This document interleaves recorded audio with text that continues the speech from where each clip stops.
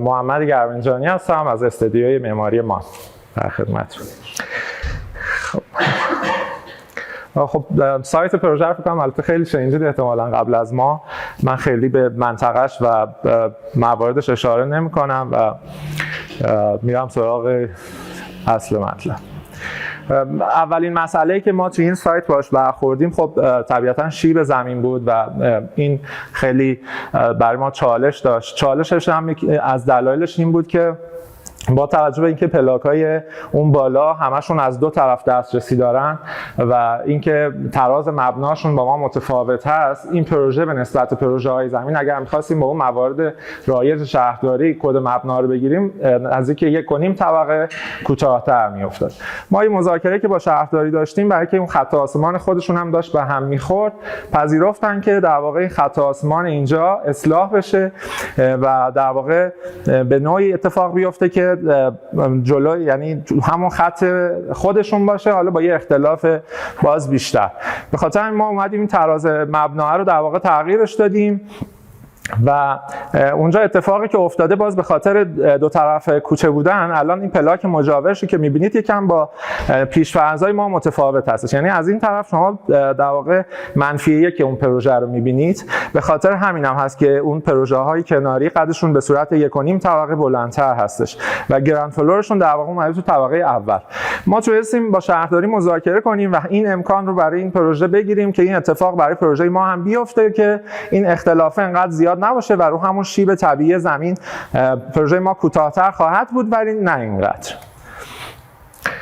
و در واقع این تراز مبنایی که ما تغییر دادیم به یک همچین در واقع خط آسمانی برای این پروژه شکل گرفتش که در واقع اون 0.0 پیش‌فرض شهرداری اون نقاط آبی بود که ما اینو انتقالش دادیم به این طرف و در واقع تراز مبنای ما تفاوت کرد و عملاً انگار که پارکینگ ما تقریباً تو محیط که قرار میگیره انگار که طبقه همکف قرار گرفته.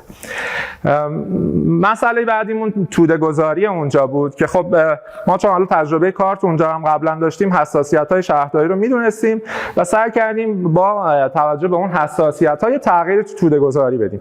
تغییرات هم بیشتر روی این بود که حالا ما بتونیم در واقع توده ساختمان رو کمی کشیده‌تر کنیم و در واقع از نور بیشتری بهره ببریم و مسئله بعدی اینه که تلاش کردیم که این پروژه استفاده از اون نورگیرای رایج 12 متری شیراز رو نداشته باشه و یک همچین الگویی رو طراحی کردیم که از همسایه کناری فاصله میگیره و یک حیاط خلوتی هست.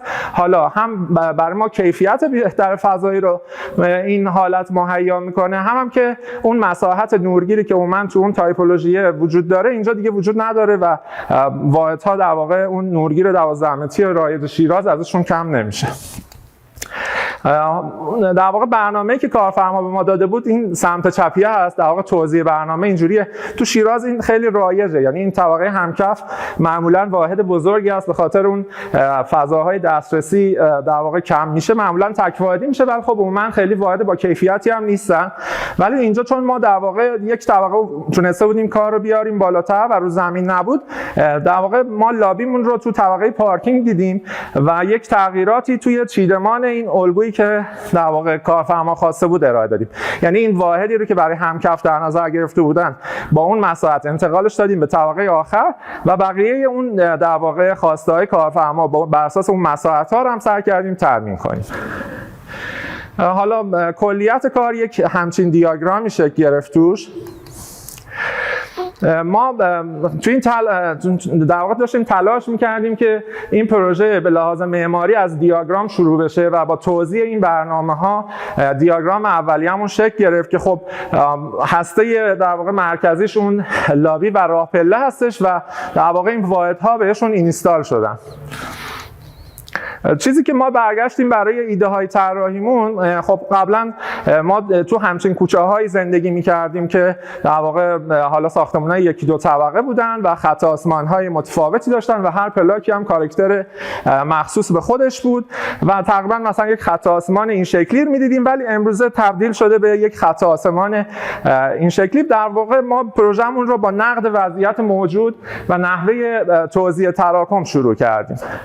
خب اون دیاگرام سمت چپ در واقع اتفاقیه که عموما میفته، یعنی یک سری جعبه‌های فضایی توی پروژه تزریق میشه و ما سعی کردیم این جعبه‌های فضایی در واقع تنوعی تو تایپولوژی واحدها باشه و در واقع اینا رو به پروژه تزریق کنیم.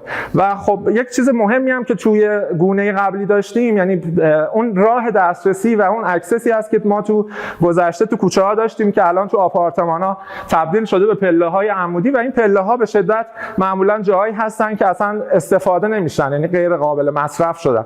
ما تو این پروژه خیلی سعی کردیم اینو دوباره مصرف کنیم توی پروژه و در واقع شاکله اصلی این پروژه امتداد فضای عمومی شهر که در واقع متصل به لابی میشه و در ادامهش با پله تو تمام طبقات تزریق میشه. بحث پله برای ما خیلی اهمیت داشت، یعنی ما تو معماری در واقع گذشته همین پهلوی دوم و همین سالهای پیش هم خیلی پروژه‌های یونیک هممون دیدیم که پله‌های اکسپوز دارن، ولی امروز تو آپارتمان‌ها تقریبا اینو دیگه از بین رفته و فضای پله استفاده نمیشه جز که حالا تو مواقعی که در واقع مواقع خاصی هست. و ما اینو سعی کردیم در واقع یک بازسازی سازی کنیم این در واقع عنصر معماری که تو دیسیپلین معماری همیشه در واقع پر اهمیت بوده و خب یه مدتی هست که ازش بی بهره بودیم. حالا دیاگرام کار و نحوه در واقع شکل‌گیری پروژه رو در واقع باز همون بحث این شاکله اصلی و سعی کردیم تایپولوژی‌های مختلفی از آپارتمان‌های مسکونی و خانه رو توشون تزریق کنیم. این در واقع همون دیاگرامی هستش که ما خواستیم در واقع این مسیر عمومی شهر رو ارتباط بدیم با در واقع وارد دل پروژه کنیم و از تو لابی و توی دسترسی عمودی در واقع تلاش کردیم یک کوچه عمودی رو توی پروژه داشته باشیم و بعد شروع کردیم به در واقع یونیت گذاری بر اساس حالا اون خواستهایی که کارفرما داشت. مثلا این جزء دسته‌بندی‌های اقتصادی پروژه هستن. این سه تا باز یکم معقولیتشون کمتر بود و متراژ کمتری بودن، دو خوابه ها بودن که باز تو تایپولوژی های اقتصادی هستن. این هم دو تا سه خوابه بود که ما سعی کردیم حالا از اونجایی که از در واقع وارد کنسول ها میشه و از اون مرکز ساختمون فاصله میگیره، پروژه یکم فعال شه و ارتباطش با فضاهای باز متغیر باشه. این طبقه رو در نظر گرفتیم که یه تایپ دیگه هست که اول خیلی شفاف هست، بعد عقب نشسته که یک گپی بین اینجا و اون طبقه انتهایی به وجود بیاره. اینجا رو ما سعی کردیم یک تک واحدی داشته باشیم که در واقع کارکردش با آپارتمان‌های امروزی یکم تو سکشن و تو کیفیت فضاییش متفاوت باشه و در واقع حالا اصطلاح ویلا در بام رو براش داریم. حالا ویلا نه به اون معنا، بیشتر به معنای اینکه کارکرد بیشتری با فضای باز و نیمه باز داره. تو این قسمت تونستیم یک در واقع واحدی رو به پروژه تزریق کنیم که دوبلکس هستش و از یک تراس دو طبقه بهره میبره و حالا جلوتر توضیح میدم که اصلا ورودی این درب از حیاط هستش. حالا این کلیتش این در واقع حالا سکشن های از طبقات هست که حالا پارکینگ و لابی که تو اولین لول هست. حالا من اینا رو کم زود میگذرم.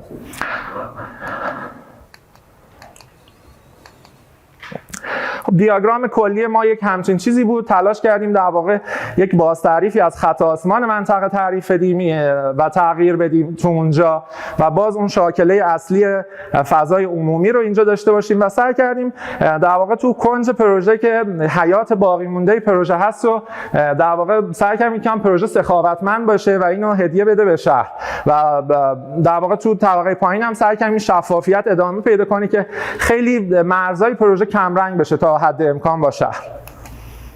باز اینجا در خصوص پله داریم حرف میزنیم که سعی کردیم این پله تبدیل به یه ابژه بشه و اون اثرگذاری مهمی که ما تو دیسیپلین معماری از در واقع پله توقع داریم و اینجا شکل بگیریم و این تردد آدم‌ها حداقل برای پایین اومدن خودش به نوعی یک اینستالیشنی باشه که تو این پله داره اتفاق میفته.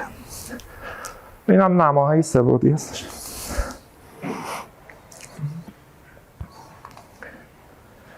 باز سعی کردیم مثلا تو این قسمت‌هایی که به همسایه‌ها نزدیک میشیم پروژه آروم بگیره یا مقداری، که در واقع حالا کسای دیگه که بعداً میخوان بیان حالا زمین کناری که خالی هست رو طراحی کنن چالش کمتری داشته باشن، ولی هرچی میایم تو گوشه‌ها، یعنی گوشه‌ها رو سعی کردیم فعال‌تر باشه و سعی کردیم از در واقع ویدای افقی و عمودی و نگاتیو اسپیس‌ها استفاده کنیم که در واقع یک ارتباط فضای منفی خوبی تو پروژه شکل بگیره.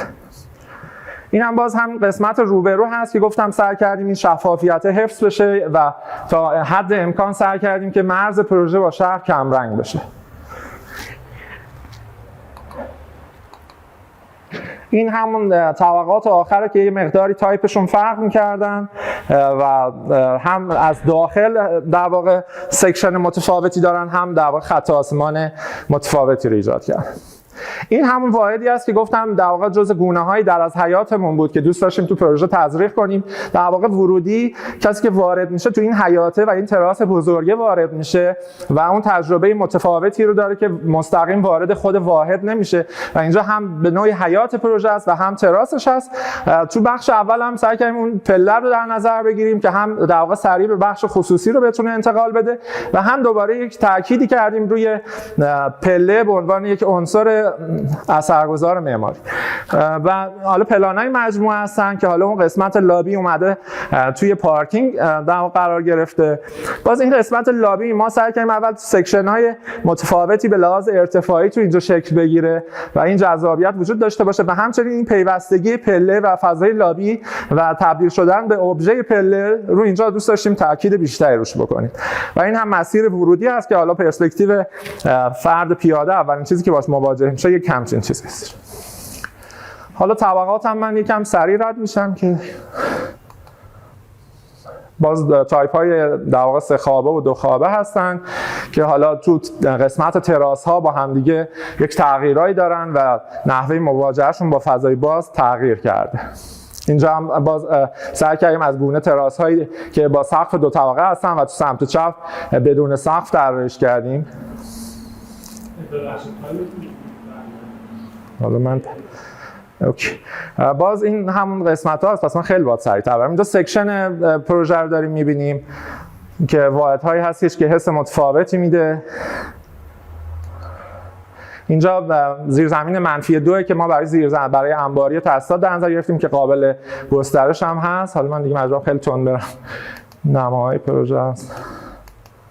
این باز استفاده از سکشن های کوچیک تو پروژه که در واقع کیفیت فضایی مختلفی رو تو پروژه ایجاد کنه.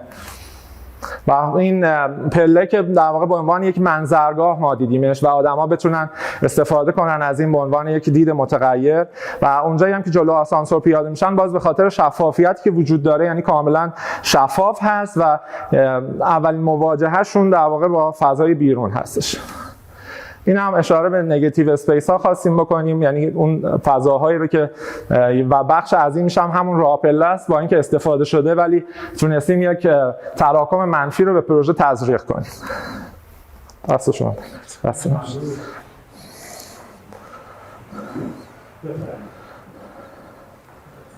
این همکف رو میشه من ببینمش؟ پلانشو؟ اینجا البته ما بهش میگیم زیرزمین، منظورتون از همکف اون پلان اونجایی که آدم‌ها وارد میشن توش؟ اون که آدم‌ها وارد میشن اینجاست.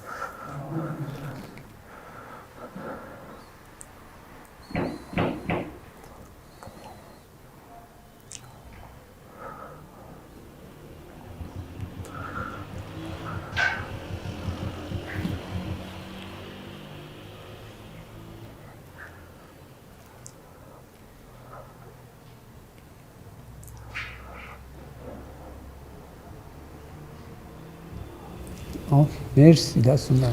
پلانا رو میتونیم ببینیم یکی دوتا از طبقات؟ بله. این تایپیه که حالا یکم بیشتر تکرار شده، این قسمت در واقع واحدهای 3 خوابمون هستن که حالا این هم بیشتر این طرف دیدیم که یک امکانی برای ما بیشتری به وجود می آورد که بتونیم با تراس هاشون بازی کنیم به خاطر مساحت بیشتر. چی شو؟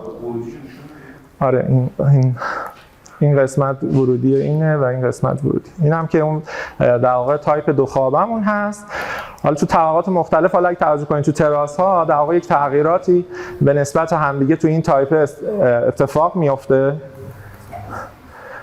و باز این اون واحدی که اشاره کردم که در واقع واحد شفافمونه تو سمت راست و سمت چپ هم اولین طبقه اون واحد دوبلکس هست که در واقع ورودیش که خدمتتون عرض کردم از اینجاست که وارد این حیاطه میشن و در واقع ورودی ساختمون از این قسمت هستش.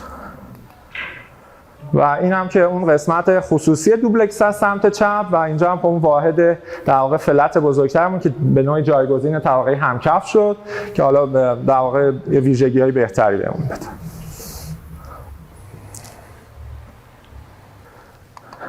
حالا باز اگه بخوام برگردم یکم پلانا توضیح بدم، خب سعی کردیم در واقع استانداردها که طبیعتاً رعایت شه و حوزه اتاق خوابا اومد تو پشت پروژه و سعی کردیم اون بخش نورگیری اصلی پروژه معطوف به در واقع فضاهای عمومی بشه توی این واحد حالا دوبلکسه که اینجا قسمت خصوصیش هست و مثلا تو این دوبلکسه یک وید در واقع بین این طبقه و طبقه پایین وجود داره. این قسمتی که اینجا نشون میدم با طبقه بالا با یه ویدی با هم متصل شدن و خب تو این طبقه در واقع باز اومدیم توی تایپ واحدهای سه‌خوابه و اون واحدهای این سه‌خوابه هستش که همون واحدی هستش که خیلی شفاف بود و باز سعی کردیم اون عرصه خصوصی عمومی جدا بشه.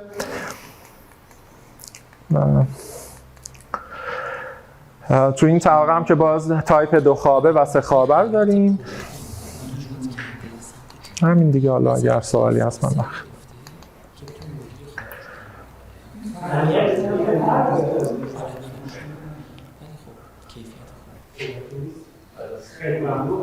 مرسی، ممنون از همین.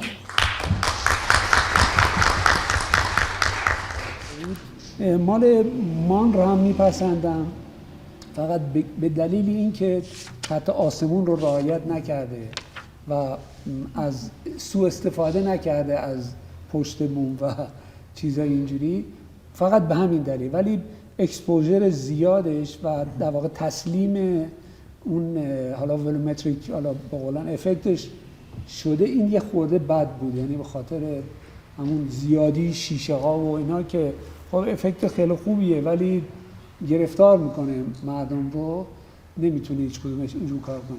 بریم کار آخر آره ببینیم. آقای مهندس کار آخر مان رو هم ببینیم.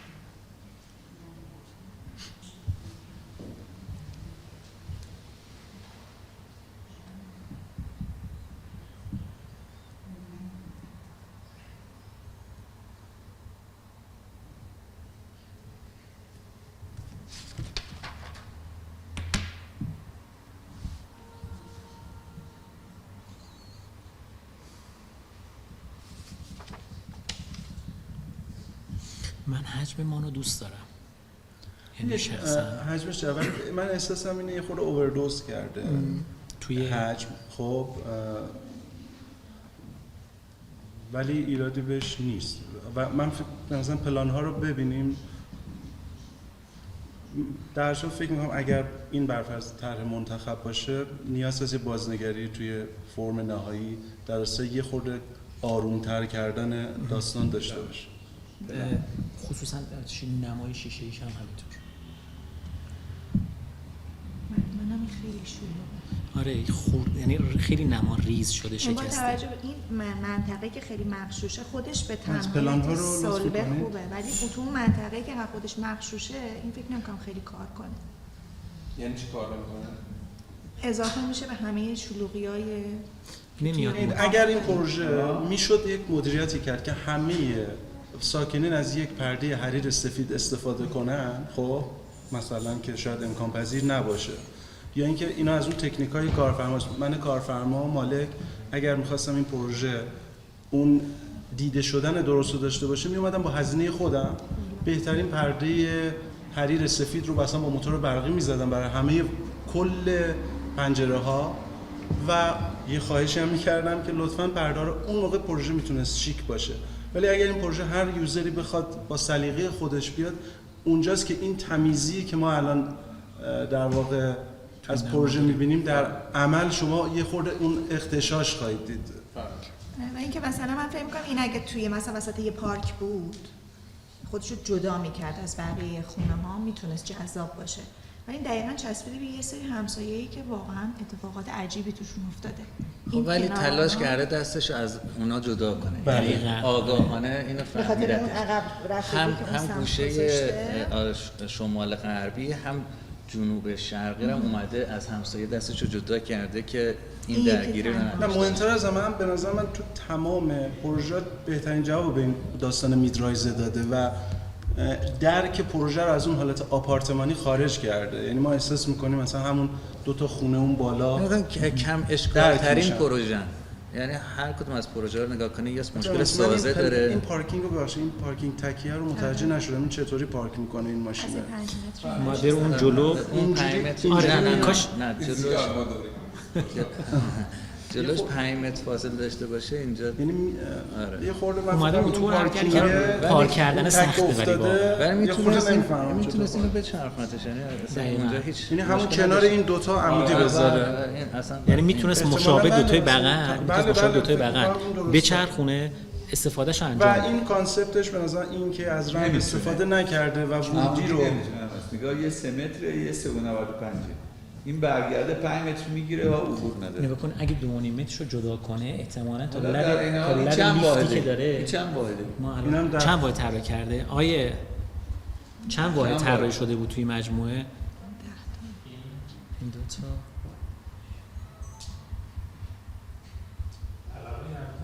چندش خب خیلی بازم دو تا آره 10 واحدش هست.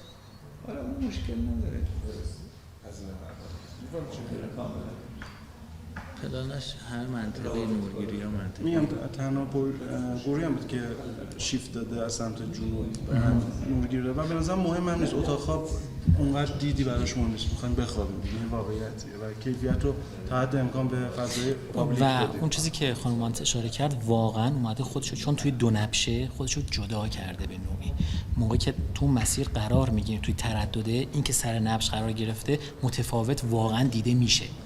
بقیه خط سیر مستقیمی دارن که کنار همدیگه تق تق چیده شده اومده بالا. و خط آسمانش، یعنی دقیقاً. خط آسمانش خط هم آسمان خودی حالا من داشتم حتی به این متفاوته. موضوع فکر می‌کردم، حالا حتی شاید بشه یک طبقه به این پروژه اضافه کرد. یعنی ما الان 1 2 داریم، 3 شکاف شده، 4 خودش رو کنده. اگر پارکینگو تامین میتونست بکنه شاید به 1 و 2 میشد یه سهم اضافه کنیم، حتی شاید با یک تناسبات طبقه درست‌تری شاید بود. زیرزمین، شاید یک طبقه زیرزمین اضافه تر شاید بشه اون کار انجام داد. البته فکر کنم دسترسی نمی‌دونم مسئله است. دسترسی ماشین رو چطور میشد. چون الان کاری که انجام داده به خاطر اینکه پارکینگ رو بالاتر دیده اون رمپو نداره که فضا رو خراب کرده چون باشه. الان احساس میکنم اگر درست باشه همسایه موجوده در واقع غربیمون بالاتره از نظر توده‌ای آره درسته؟ البته خیلی نه، چون دقیقاً قسمتی که اومده پایین سمت جنوب غرب اومده 3 متر فضا گرفته، همینجا تو همین تراز همسایه هم داره میاد بالا. اینجا خیلی فرق نکرد، ما توی ورودیمونه که متفاوتیم با همسایه پشت. این حیاتی که تو غرب گذاشته اومده خودش رو از همسایه جنوبیش یعنی جدا کلاً یک کرده، فضای خالیه. کامل یک فضای خالی دیده. یعنی توده رو به جای اینکه بچسبونه به همسایه اومده به جای اینکه یک نورگیر فرضاً 3/4 ایجاد کنه برای 2 تا خواب، مشابه حیات خلوت ایجاد کرده اون پشت، 1-2 متر و 1 3 متر خورده‌ای. و 2 متر کافیه برای اینکه شما مثلا پنجره بدین توی به ضوابط مثلا 2 متر رو همسایه. برای 2 حیات متر خلوت 2 اوکیه. متر اوکی می‌کنه. اینجا میتونست توی طبقه آخرم یه ورودی بازم به نشیمن خصوصی دوپلکسه بده، درسته؟ ضوابط میتونه بده. نمیشه، یعنی ضوابط شیراز یعنی میگه که هر هر واحد یک واحد یه ورودی. ورودی. حالا میتونه ممکنه بعد بعداً میتونه این کار می‌کنه. انجام بده. آره. برای مثل کسی اینکه که مشکل چیز داره اگر خواست بره اتاق چون دقیقاً یکی از من مثلا پوینتایی که یادداشت کردم پله دوبلیکسی گذاشته بالا بر معلول ندیده، ولی میتونه توی طبقات آسانسور رو یک لول ببره بالا و از دوبلکس بالا هم واحد وارد بشه. مگه میخواد تو واحد مگه نه دسترسی نه میخواد؟ من بحث این بود که اومده به صورت دوبلکس دیده دیگه. همون مگه واحد دوبلکس؟ نه لزوما نه، نه اون که نمیخواد. ولی یک تسهیل اضافه است برای ساکنی که اونجاست. این یه سوال دوپلکسه دیگه این که اگر بخواد از پایین از توی لیوینگ بره یه اتاق پله خواب، یه پله پله اکسپوز بود دیگه، پله تو این حیاط اکسپوز توی حیاط حالت حیاط یعنی خلوت اگر بخواد بره بود. اتاق خواب نه یه بسته بیرون، است، یعنی پله نه یه رو بسته شیره است. باز بود. نه رو سقف داره، جلو باز به نظر. نه راستی بسته. یه شیشه گرفته. میریم توی عکس توی نما میریم. آیه راستی. چه پله خیلی دوبلکس حواست رو پرت. می‌بینی؟ پله برده دوبلکس توی باکس اومده با شیشه تو شیشه است. آره. خیلی خب یعنی برده توی باکس شیشه‌ای. فقط اون گرید بودش که اومده بود در اتاق خواباش تو واردای دوبلکس در جدا داده بود. آره فکر این کنم. میشه اصلا نمیشه. نه نمیشه. میگم اجازه از نمیشه. لازم قوانین نمیشه. آره میگم بعداً اجازه ثبت خودش هم اجازه میگه. نمیده. بله یک طبقه نه این دوبلکس داره. طبقه آخر واحد شمال غربیش دوبلکسه. این همون یکی آره. این دقیقاً. اومده شیشه گرفته جلو. کمی که من از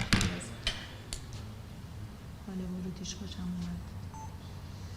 این یه حسن داره، اون جهت تفکیک پلاک غربی این بر عمود بر اینه. احتمالاً اونم یه حیاط خلوتی دقیقاً مجاور این حیاط خلوتی که کنار اتاق خوابا میگیره، چون جز زیربناش محسوب نمیشه دیگه. حالا این 2 متر تبدیل میشه مثلا به 4 متر که فضای مفیده برای پنجره اتاق خواب. مگه آقای دبیر هم بره همونو بخره. نه اونم نه خودش نه. اجرا کنه چون لزوما آقای دکتر این طبیعت ساخت و ساز اینه. میدونی چه مسئله پیدا میکنه اون تو توده‌ای که همسایه بغل شمالی داره پیش آمدگی حیاتش نیست. اگر اون واحد شمالی بخواد 2 متر بشینه عقب از توده همسایه غربیش میزنه جلوتر. دیگه این کار کنه میگه ما نمیخواد وارتا رو بگیره، اینو بریم یه وارتا. فاصله مثلا 1.5 متر میگیره، کلش رو شروع میکنه به ساختن. این دیگه روف گاردن و اینا نذاشت. هم اصلا تفکیک اونجا هم خیلی وحشتناکه. و شاید انتخاب آخرم مان بود به خاطر اینکه احساس میکنم که بیش از حد به فضایی که خودش داره. بسیار پلنهاشو خیلی خوب، یعنی اول نقطه قوتش اگه بگم که پلنهاش خیلی خیلی خوب تعریف شده، بسیار پلنهای خوبی داره، خیلی منطقیه پروژه، از این نظر لاجیک درستی داره برای پلنینگش. ولی چیزی که دوستش نداشتم این بیش از حد ابراز کردنش به شهر بود. یعنی به نظر من خیلی داره خودش رو ابراز میکنه و شلوغه و با توجه به اینکه این منطقه‌ای که بافت خیلی مشوشی داره، حالا فکر کنید الان همین این توده پایینی هم بعداً ساخته خواهد شد، اینو نمیتونستم باش ارتباط بگیرم. گزینه اول من مام بود، ولی کار رو بی عیب نمیدونم و امیدوارم که در صورت قطعی شدن حتما پروژه رو توی در واقع پوسته نهاییش به سمت آروم شدن ببره که قطعا تکنیک‌های به نظر من ظریفی موجوده. یعنی من حتی اگر بخوام راهکارم بدم، مثلا من به نظرم شاید استفاده کردن از حسیر با دیتیل کابل خیلی مثلا چیز، نه اینکه بریم سراغ 2 پوسته کردن‌های سنگین و پیچیده. اگر بتونیم در واقع این